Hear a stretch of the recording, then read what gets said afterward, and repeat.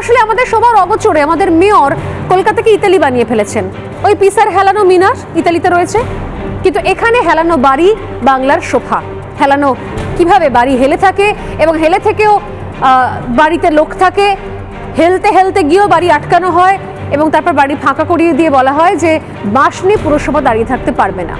মন্ত্রী বলছেন তার ওপর আস্থা মুখ্যমন্ত্রীর ওপরই তার আস্থা, কিন্তু মুখ্যমন্ত্রী তো প্রশাসনিক সভায় বেআইনি নির্মাণ ভাঙার কথা বলেছিলেন এর আগে, কিন্তু মুখ্যমন্ত্রী বললে এবার শুনছে কে?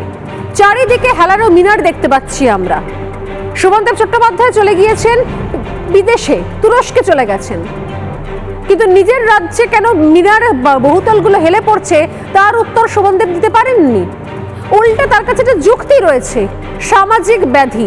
আমি জানি না যে কোন অভিধানে 2 নম্বরে কাটমানি, দুর্নীতি, চুরি, উন্নয়নের ভিতের মধ্যে সামাজিক ব্যাধি খুঁজে পাওয়া যায়। এটা এমন একটা রাজ্য এখানে চুরি হলেও সামাজিক ব্যাধি বলা হয়, হাসপাতালে বিষ স্যালাইন গেলেও সামাজিক ব্যাধি বলা হয়, রেপ ধর্ষণ তো সামাজিক ব্যাধি ছিলই, এবার হেলানো বহুতলও হয়ে গেল নাকি সামাজিক ব্যাধি। এই আজব যুক্তি আমি অন্তত এই যাবৎকাল শুনিনি। আপনারা যদি শুনে থাকেন তাহলে আমাকে জানাবেন।